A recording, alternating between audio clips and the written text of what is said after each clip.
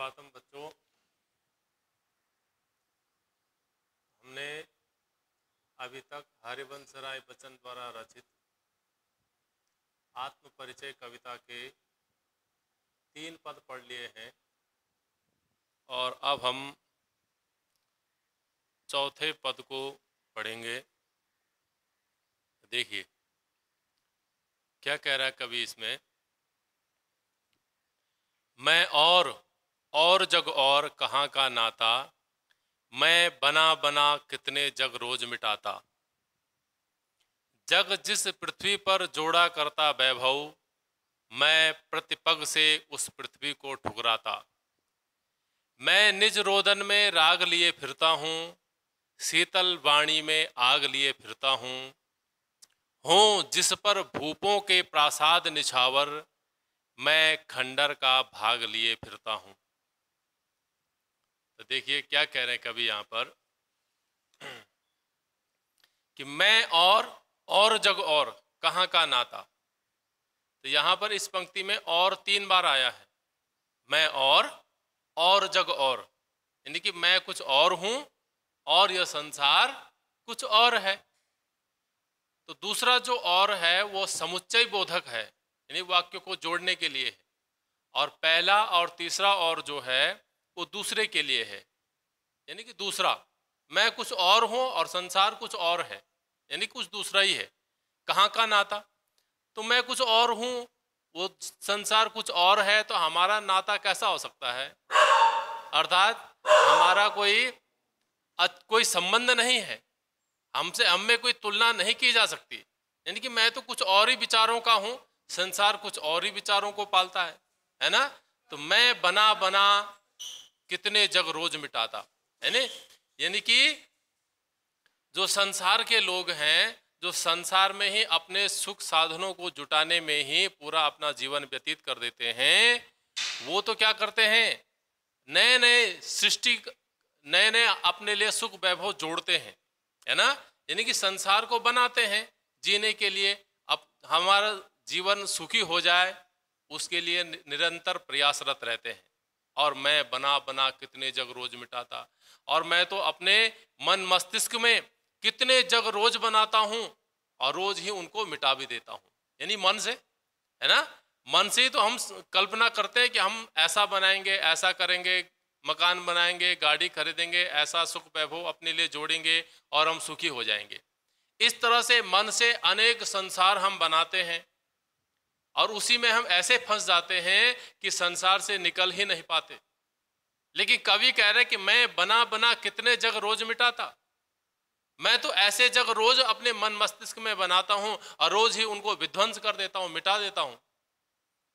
जैसे बच्चा छोटे छोटे घरौंदे बनाता है और खेलते खेलते जरा सा गुस्सा हो गया, तुरंत उसको मटिया मेट भी कर देता है, तोड़ देता है ना। तो कवि भी ऐसे ही हो गया है, विरक्त हो गया है संसार से। तो कहता है मन से मैं अनेक संसार नित्य बनाता हूं और नित्य ही उनको मिटा भी देता हूं, मेरे उनमें कोई आसक्ति नहीं है, कोई लगाव नहीं है, है ना। इसीलिए कह रहे मैं और जग और कहाँ का नाता, मैं बना बना कितने जग रोज मिटाता, है ना। तो जग जिस पृथ्वी पर जोड़ा करता वैभव, आ गई ना वही बात कि जग यानी कि संसार जिस पृथ्वी पर जोड़ा करता वैभव, जिस पृथ्वी पर रहता है उसी पर अपने सुख साधनों का वैभव जोड़ा करता है। मैं क्या पालूं, मैं इससे सुखी हो जाऊंगा। एक इच्छा की पूर्ति होती है तो दूसरी इच्छा मन में जाग जाती है ना। तो वो सोचता है कि मैं सुखी हो जाऊंगा, उससे भी सुखी नहीं होता है, मन की इच्छा पूरी हो जाती है लेकिन उससे भी उसको सुख प्राप्त नहीं होता है, तो दूसरी इच्छा मन में पैदा हो जाती है ना। तो अनेक वैभव जोड़ा करता है अपने जीवन को बिताने के लिए, और मैं प्रतिपग से उस पृथ्वी को ठुकराता। पृथ्वी मैंने संसार, उस संसार को जो मेरा मानसिक संसार है, जो मैं नित्य बनाता हूं, नित्य ही मिटा भी देता हूं। मैं प्रतिपग पर, हर पग पग पर नए संसार की रचना करता हूं, अर्थात इस संसार में बदलाव देखना चाहता हूं, है ना। तो उस संसार को मैं प्रतिपग पर मिटा भी देता हूं। यानी कि जो मैं कल्पना करता हूं कि संसार ऐसा होना चाहिए, तो वैसा हो नहीं पाता, तो उस संसार को मैं तुरंत मन से मिटा भी देता हूं। मुझे मिटाने में कोई दुख भी नहीं होता है, बनाने का न मुझे सुख होता है और मिटाने पर न मुझे दुख होता है। तो मैं प्रतिपग से उस पृथ्वी को ठुकराता, प्रतिपग पर उस पृथ्वी को मैं ठुकरा देता हूं, जिस पृथ्वी में अन्य लोग क्या करते हैं, अपने सुख साधनों के वैभव को जोड़ा करते हैं, है ना। तो उस पृथ्वी को मैं प्रत्येक पग पग पर ठुकरा देता हूं। तो मैं निज रोदन में राग लिए फिरता हूं, शीतल वाणी में आग लिए फिरता हूं, हो जिस पर भूपों के प्रासाद निछावर, मैं खंडर में, मैं वह खंडर का भाग लिए फिरता हूं, है ना। और क्या कह रहा है कभी यहां पर, मैं निज रोदन में राग लिए फिरता हूं। अपने रोदन में क्या है, राग यानी कि प्रेम। जो मेरा रोदन, रोदन क्या है, मेरी कविता में जो मेरा भाव है वही मेरी रोदन है, मेरी विरह व्यथा है ना। मैंने कहा था पीछे भी कि कवि एक प्रेमी की भांति बात करता है, और प्रेम किससे करता है, अपने परमात्मा से, अपने इष्ट से। उसी इष्ट को मद्देनजर रखते हुए कवि यहां पर कह रहा है, मैं निज रोदन में राग लिए फिरता हूं। क्यों रोता हूं मैं, क्योंकि उस ईश्वर के लिए, उस ईश्वर को पाने के लिए मैं रोता भी हूं। निज रोदन में राग लिए फिरता हूं, अर्थात उस रोदन में मेरा राग है, उस परमात्मा को पाने की छटपटाहट है, उस ईश्वर के प्रति मेरा प्रेम है। जब वो ईश्वर मुझे नहीं मिल रहा है तो मेरा रोदन प्रकट होता है, प्रेम प्रकट होता है, वो कविता के माध्यम से प्रकट होता है। तो मैं निज रोदन में राग लिए फिरता हूं, शीतल वाणी में आग लिए फिरता हूं। और शीतल वाणी में आग लिए फिरता हूं मैंने, यानी कि जो सांसारिक व्यवस्थाएं हैं उनके प्रति मेरा आक्रोश है। वाणी मेरी शीतल है लेकिन उसमें आग है, आक्रोश है ना। कैसा आक्रोश, जो व्यवस्थाएं जहां मैं बदलाव देखना चाहता हूं वहां मुझे बदलाव चाहिए, तो जब बदलाव नहीं होता है तो मेरी शीतल वाणी में वो आक्रोश भी झलकता है ना। इसलिए शीतल वाणी में आग लिए फिरता हूं। आग क्या है, वो आक्रोश ही आग है।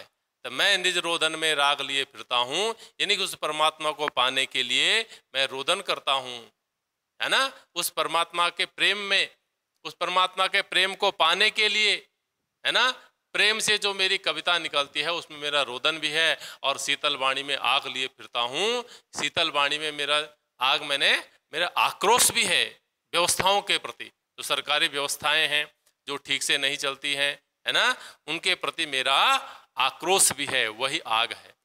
तो इस कविता की विशेषता रही है, प्रत्येक पद में विरोधाभास हमको देखने को मिलता है ना। विरोध नहीं है, विरोध सा लगता है लेकिन वो विरोध नहीं है बल्कि विरोधाभास है। ऊपर की पंक्ति में कहा, निज रोदन में राग लिए फिरता हूं, निज रोदन में राग और शीतल वाणी में आग। तो राग भी है और आग भी है। राग परमात्मा के प्रति प्रेम है और आग संसारिक व्यवस्थाओं के प्रति या सरकारी व्यवस्थाओं के प्रति आक्रोश है ना। तो दोनों ही सार्थक है यहाँ पर। तो विरोध का आभास मात्र है, इसलिए विरोधाभास अलंकार भी है। लिए फिरता हूं, हो जिस पर भूपों के प्रासाद निछावर, मैं वह खंडर का भाग लिए फिरता हूं, है ना।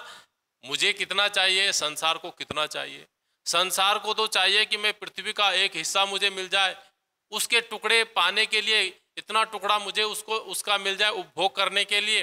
लेकिन जिस पर कि बड़े बड़े राजाओं के महल न्योछावर हो सकते हैं या हो जाते हैं, मुझे तो वो खंडर का एक टुकड़ा चाहिए जहां पर मैं केवल अपनी रात बिता सकूं, अपना समय बिता सकूं। मुझे तो एक छोटा सा खंडर चाहिए, छोटा सा भाग चाहिए जहां पर मैं रह सकूं, है ना। और उस खंडर पर बड़े बड़े भूपों के प्रासाद में महल न्योछावर हैं, हो जाते हैं। अर्थात जो सुख एक छोटे से खंडर में मिल सकता है वो सुख बड़े बड़े राजमहलों में नहीं मिलता है। इसलिए कवि कह रहे हैं यहाँ पर, उस खंडर पर बड़े बड़े प्रासाद महल न्योछावर है ना। मुझे तो उतना ही वो खंडर चाहिए, है ना, जिसमें मैं अपना समय व्यतीत कर सकूं। ठीक है, तो ये चौथा पद हो गया। इसमें 2 पद और हैं, उनको भी देखते हैं दूसरी वीडियो में। इस वीडियो में इतना ही।